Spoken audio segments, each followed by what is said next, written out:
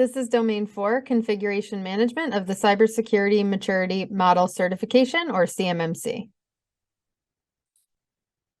So first we'll go over the objective of the whole domain, and then each practice's objective, levels and practices, and a knowledge check.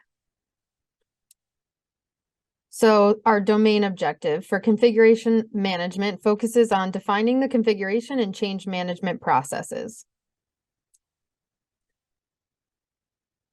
And these are our practice objectives that we're about to go through, what level they come from, and where you can find them within that domain. The configuration management domain includes 9 practices, all from CMMC level 2. They're all concerned with building threat intelligence to better address current threats, and underscored by the domain's sole capability, of which is self-explanatory: establish configuration baselines and perform configuration and change management. So our level 2 practices.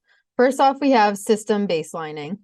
And then we have our practice description: establish and maintain baseline configurations and inventories of organizational systems, including hardware, software, firmware, and documentation throughout the respective system development life cycles. And for this practice, we want to determine if a baseline configuration has been established. The baseline configuration includes hardware, software, firmware, and documentation. The baseline configuration is maintained throughout the system development life cycle, including review and being updated. A system inventory is established. That inventory includes hardware, software, firmware, and documentation. And the inventory is maintained, i.e., reviewed and updated throughout the system development lifecycle. Security configuration enforcement. We want to establish and enforce security configuration settings for information technology products employed in organizational systems. So you'll determine if security configuration settings for information technology products employed in the system are established and included in the baseline configuration, and security configuration settings for information technology products employed in the system are being enforced. System change management. Track, review, approve, or disapprove, and log changes to organizational systems. So you'll determine if changes to the system are in fact being tracked, reviewed, approved, or disapproved. So they're going through an approval process and they're logged. Security impact analysis. Analyze the security impact of changes prior to implementation. So you want to know how they're going to impact your systems before you implement them. The security impact of changes to the system is analyzed prior to implementation. You just want to make sure that that process is happening. Access restrictions for change. So define, document, approve, and enforce physical and logical access restrictions associated with changes to organizational systems. So we want to determine if physical access restrictions associated with changes to the system are defined, documented, approved, and enforced. And likewise, we want to find out if logical access restrictions associated with changes to the system are also defined, documented, approved, and enforced. Least functionality is our next practice. Employ the principle of least functionality by configuring organizational systems to provide only essential capabilities. So determine if essential system capabilities are defined based on the principle of least functionality, and the system is configured to provide only the defined essential capabilities. So only that which is what's needed to finish the function it was intended for.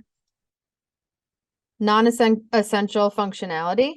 Restrict, disable, and prevent the use of non-essential programs, functions, ports, protocols, and services. So determine if essential programs, functions, ports, protocols, and services are defined, and that the use of non-essential programs, functions, ports, protocols, and services is defined, and restricted, disabled, or prevented as defined. Application execution policy. Apply deny by exception or blacklisting policy to prevent the use of unauthorized software, or deny all permit by exception or whitelisting policy to allow the execution of authorized software. Whitelisting being the more solid of the two. Determine if a policy specifying whether whitelisting or blacklisting is to be implemented is specified. The software allowed to execute under whitelisting or denied use under blacklisting is specified. And whitelisting to allow the execution of authorized software or blacklisting to prevent the use of unauthorized software is implemented as specified. User installed software. Control and monitor user installed software. So determine if a policy for controlling the installation of software by users is established. Installation of software by users is controlled based on the established policy, and installation of software by users is also monitored. Now we'll have a quick quiz. So question 1. The assessment objective examined by the assessor for practice CM.L2-3.4.2 security configuration enforcement is,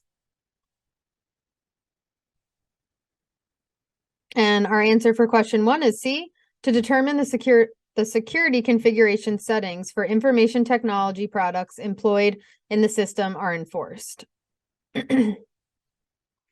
Question 2, select the practice identifier associated with this CMMC practice. Track, review, approve or disapprove, and log changes to organizational systems. And our answer for question 2 is A, CM.L2-3.4.3, System Change Management.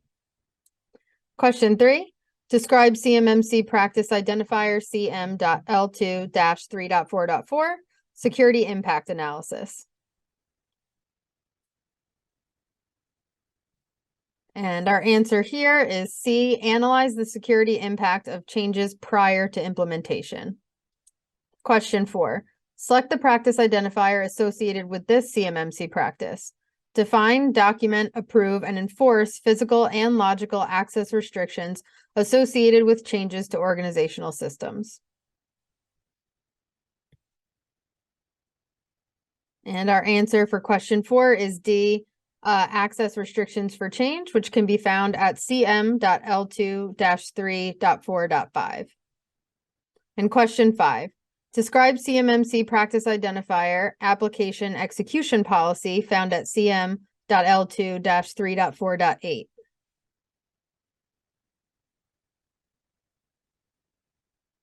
And our answer for question 5 is C, apply deny by exception, blacklisting policy to prevent the use of unauthorized software, or deny all permit by exception, whitelisting policy to allow the execution of authorized software. Thank you.